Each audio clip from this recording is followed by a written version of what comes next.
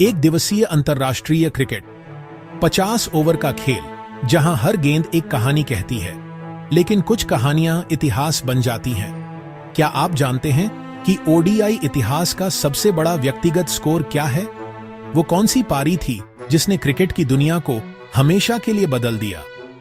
आज हम उस शिखर की बात करेंगे जहां सिर्फ कुछ चुनिंदा बल्लेबाज ही पहुंच पाए हैं। ये सिर्फ रन नहीं है, ये हिम्मत, ताकत और अटूट इरादे की दास्तां है। तैयार हो जाइए उन पारियों की गहराई में उतरने के लिए जिन्होंने असंभव को संभव कर दिखाया।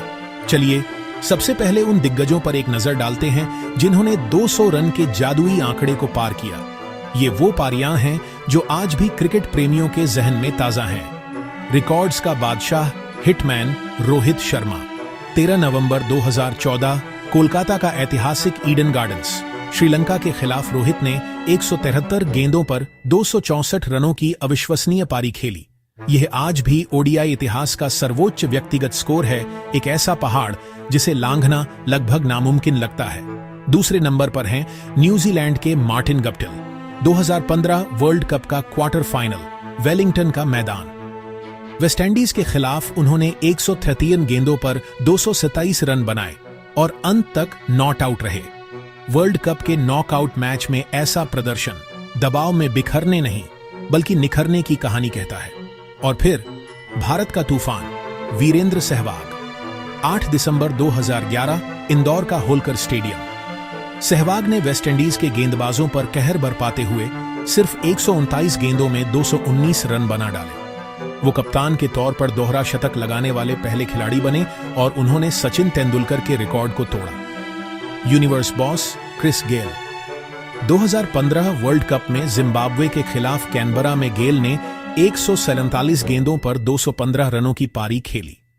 यह वर्ल्ड कप इतिहास का पहला दोहरा शतक था जिसमें 16 छक्के शामिल थे। हाल के सालों में तो जैसे दोहरे शतकों की बरसात सी हो गई है। पाकिस्तान के फखर जमान और भारत के युवा सितारे ईशान किशन और शुभमन गिल भी इस एलीट क्लब में शामिल हो चुके हैं, यह दिखाते हुए कि नई पीढ़ी के बल्लेबाज किसी भी सीमा को मानने के लिए तैयार नहीं हैं। अब जरा रोहित शर्मा की उस ऐतिहासिक 264 रनों की पारी को करीब से देखते हैं। उस दिन ईडन गार्डन्स में क्या हुआ था? शुरुआत धीमी थी। रोहित चोट के बाद वापसी कर रहे थे और पहले 50 रन बनाने में उन्होंने 72 गेंदें ली।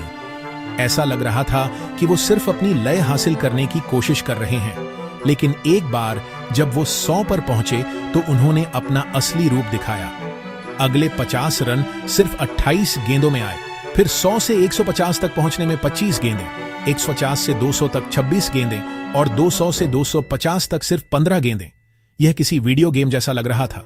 उन्होंने 33 चौके और 9 छक्के लगाए, यानी 186 रन तो सिर्फ बाउंड्री से आए। यह पारी धैर्य, रणनीति और आखिरी ओवरों में विस्फोटक बल्लेबाजी का एक मास्टर क्लास थी। अब बात करते हैं वीरेंद्र सहवाग की 219 रनों की पारी की।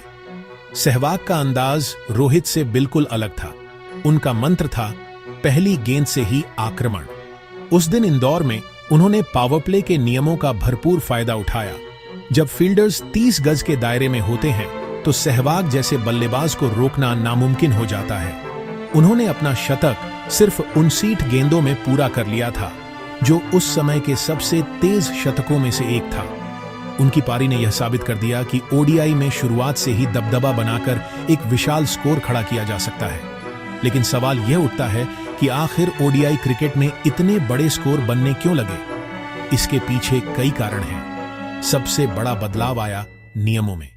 पावर प्ले के अलग अलग चरण और 2 नई गेंदों के इस्तेमाल ने खेल को बल्लेबाजों के पक्ष में झुका दिया। 2 नई गेंदों का मतलब है कि गेंद ज्यादा देर तक सख्त रहती है और बल्ले पर अच्छी तरह से आती है, जिससे रिवर्स स्विंग का असर भी कम हो जाता है।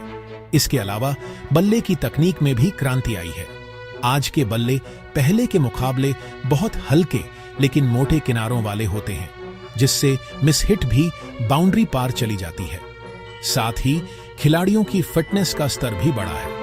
बल्लेबाज अब ज्यादा ताकत और सहन शक्ति के साथ खेल सकते हैं, जिससे वे पारी के अंत तक आक्रामक बने रहते हैं। T20 क्रिकेट के आने से बल्लेबाजों की मानसिकता भी बदली है। अब वे 360 डिग्री में शॉट खेलते हैं और किसी भी गेंद पर बाउंड्री लगाने से नहीं डरते। तो क्या गेंदबाजों ने हार मान ली है? बिल्कुल नहीं। इस आक्रामक बल्लेबाजी के जवाब में गेंदबाजी की रणनीतियों में भी विकास हुआ है। अब गेंदबाज सिर्फ गति पर निर्भर नहीं रहते। वे धीमी गति की गेंदें, नकल बॉल और वाइड यॉर्कर जैसी विविधताओं का इस्तेमाल करते हैं ताकि बल्लेबाज को अनुमान लगाने पर मजबूर किया जा सके। डेथ ओवर्स में यॉर्कर आज भी सबसे कारगर हथियार है। वहीं बीच के ओवरों में कलाई के स्पिनर, व्रिस्ट स्पिनर्स रन गति पर अंकुश लगाने और विकेट निकालने में अहम भूमिका निभाते हैं। कप्तानों ने भी अपनी फील्ड सेटिंग्स को और ज्यादा चतुराई से लगाना शुरू कर दिया है। वे बल्लेबाज की कमजोरियों का विश्लेषण करने के लिए डेटा एनालिटिक्स का उपयोग करते हैं और उसके अनुसार फील्ड सजाते हैं। अब खेल सिर्फ ताकत का नहीं बल्कि दिमाग का भी हो गया है। यह बल्ले और गेंद के बीच एक निरंतर शतरंज की बिसात है जहां हर चाल का एक जवाब होता है। बड़े स्कोर बनने में मैदान और पिच की परिस्थितियों का भी बड़ा हाथ होता है। ज्यादातर दोहरे शतक सपाट पिचों पर बने हैं जहां गेंदबाजों के लिए कोई मदद नहीं होती। छोटे मैदान भी बल्लेबाजों के लिए वरदान साबित होते हैं जहां मामूली सी चूक भी छक्के में बदल जाती है। भारत, ऑस्ट्रेलिया और इंग्लैंड के कई मैदान अपनी बल्लेबाजी अनुकूल पिचों के लिए जाने जाते हैं। इसके अलावा दिन रात के मैचों में दूसरी पारी में ओस DW एक बड़ा फैक्टर बन जाती है जिससे गेंद गीली हो जाती है और स्पिनरों के लिए ग्रिप करना मुश्किल हो जाता है, जिससे बल्लेबाजी और आसान हो जाती है। चलिए कुछ दिलचस्प तथ्यों पर नजर डालते हैं। क्या आप जानते हैं कि आज तक कोई भी बल्लेबाज लक्ष्य का पीछा करते हुए दोहरा शतक नहीं बना पाया है? फखर जमान 133 रन बनाकर इसके सबसे करीब पहुंचे थे। यह दिखाता है कि लक्ष्य निर्धारित करते समय दबाव कम होता है। वहीं रोहित शर्मा और वीरेंद्र सहवाग दोनों ने कप्तान के तौर पर दोहरा शतक जड़ा है, जो यह साबित करता है कि कप्तानी का दबाव उनके प्रदर्शन को और निखारता है। इन बड़ी पारियों में अक्सर एक लंबी साझेदारी का भी योगदान होता है, जो एक छोर को सुरक्षित रखती है और दूसरे छोर पर बल्लेबाज को खुलकर खेलने की आजादी देती है। तो स्कोरबोर्ड की कहानी क्या कहती है?